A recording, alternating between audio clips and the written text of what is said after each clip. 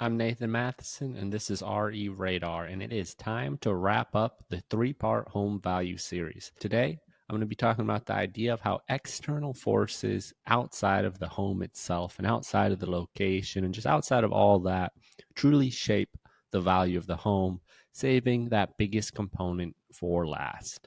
Now, what am I talking about here with external forces? Well, realistically, there's probably 1,000 different external forces out there affecting what home values are and what the home market here is in the United States. So it's impossible to truly do an episode where I'm telling you exactly how all these external forces impact real estate and what each one does, what does more, what does less, and all this. So what I'm going to be doing is going over a few of the big ones and what you always hear people talking about in the news and talk about how those affect home values or how maybe these external forces that people talk about don't actually matter as much or at all.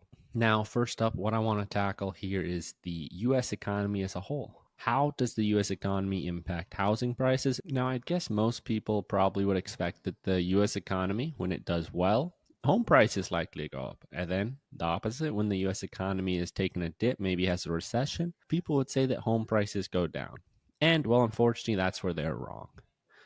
As I'll have on my YouTube here, a graph pulled up showing a few from 1975 to 2020, the time frames of when recessions have occurred, and then the graph will showcase home values and what has happened during those times. So as you can see on this graph, when the US has seen a recession, home values don't always go down. Home values during recessions have actually some years gone up by over 7%. So the idea that some people have thrown out that if we see a recession in 2025, home values will tank is not a fact. On this chart that I've got pulled up, it actually shows 7 total recessions from 75 to 2020, and only the 2008 recession did we see home values actually decrease. All the other instances where a recession took place, home values continued to climb. Now, the reason that 2008 I say was an outlier is probably to do with the fact that mortgages were a core reason for the crash taking place in the first place. So the housing market caused that recession, some would say. So why is it, though, that when a recession happens in the US, home values keep climbing up and up? And I would point to a few different reasons. I mean, you look at supply in some cities, i.e., Seattle, where I'm at right now, and the housing shortage here is simply too large to ever truly overcome. I mean, shoot, according to a 2024 report on housing production from Up for Growth, the metro area of Seattle, Tacoma, and Bellevue is currently facing a shortage of 71,060 homes. You've also got the Washington State Department of Commerce's recommendation that says more than 1 million new homes need to be built in the next 2 decades. And you can see Seattle has a huge shortage. So Seattle has that huge demand for more homes to be built in the city because, a lot of people are drawn to Seattle and want to live in this area. But due to that supply shortage, it can be very costly and hard for a lot of people to afford to live in Seattle. But not everybody. Seattle has that demand that brings in people that have a good chunk of money. And these folks, they can still afford to buy that house. Seattle has clearly shown that the home values continue to grow even when the U.S. economy as a whole might be facing a recession. And it's not just those Seattle where these home values are growing during the recession. That chart I'm showing is all U.S. homes. They continue to climb during recessions.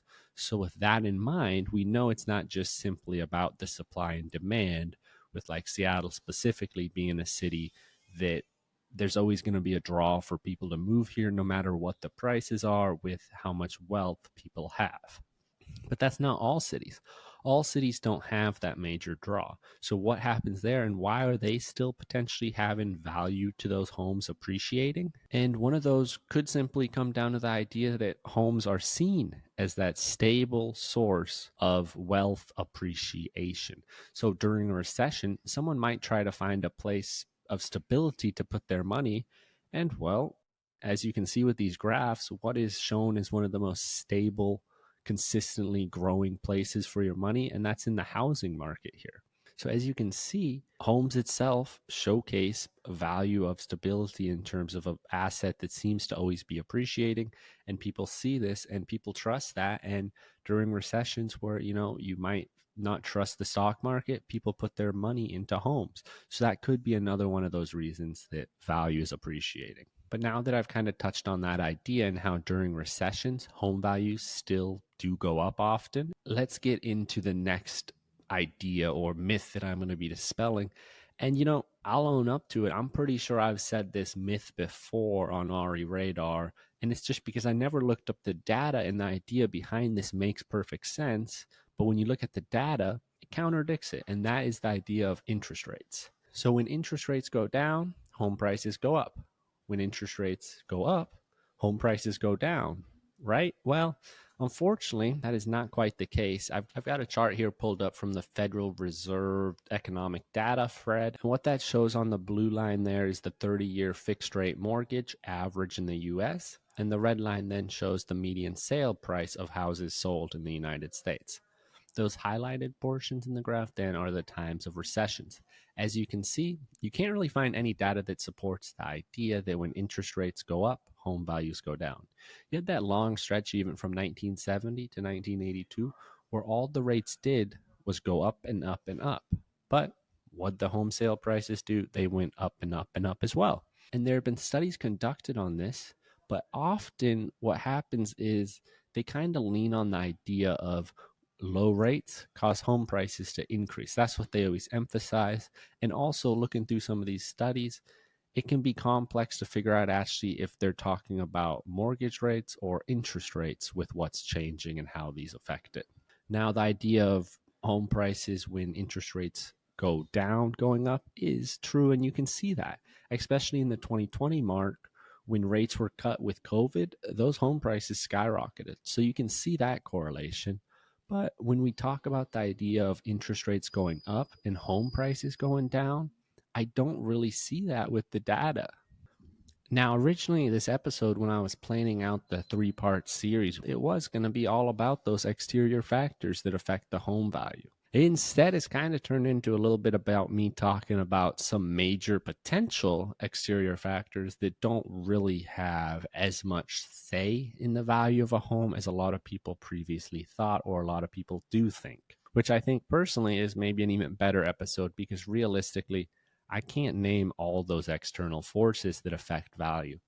So if you do remember anything from this episode, just remember that a recession doesn't always mean or often mean a market housing crash, nor do interest rates increasing always equal home values decreasing. But for those that are curious about some more of those exterior factors that do affect real estate prices, I'll rattle a few off right now. And what you've got is supply and demand, of course, which I've touched on maybe in each episode so far this series. You've got, a bunch of homes sitting for sale. Prices are going to lower because, well, there's all these homes available. Buyers have the pick and choose. Home prices get lowered. You get very few homes out there for sale. Opposite happens with the price of what does come onto the market, then gets inflated and boosted. You've then also got the idea of shifting demographics. You've got the boomers all turning 80 and ready to downsize. You've got the millennials still trying to find a home that they can afford. And you've got Gen Z coming up right on their tail. I mean, you got the first-time home buyer age of 39. Everyone's getting shifted back. But these demographic changes with the boomers needing to downsize now will have an effect on values and can heavily influence this market over the next 10 years. Values then also can be heavily region to region dependent, with things like a potential major employer leaving or coming in. If a huge employer leaves a city, well, values are likely to go down because this was someone employing a lot of people here. Now, in a city like Seattle, well, it's going to have a lower effect because we got a lot of these big-time employers. But in a city that doesn't have a lot of them, if a new big employer comes in, well, home values will start increasing there, vice versa. If it's a city that does have maybe one or two and one of them chooses to leave, well, that is going to have a big negative effect on home values because people aren't going to have the draw to live there because the employment's not there like it used to be. So these employments and major employers can make or break real estate markets in certain cities. You've also then got to factor in the idea of different urban planning and infrastructure with transportation. You've got risk for environmental or climate issues that are going to impact value. You've got government policies, taxation, different counties, cities, all these different governments have different policies on taxation. all this goes into affecting the value of the home, and the list just goes on and on and on. And that's why predicting different trends in real estate can be quite hard, because there are so many different things that go into the value and go into the real estate market and affect what takes place. Nobody can perfectly predict how one thing might swing something. Now, that is all that I have got for this final episode of the 3-part series on value. I hope you all enjoyed it, and I hope that you kind of understand how there are so many different moving parts in real estate. Now, wrapping it up, thank you for watching. Thank you for listening. Once again, this has been RE Radar, and I'm your host and realtor, Nathan Mathisen. Till next time, peace. Thank you for watching, and thank you for listening. Peace.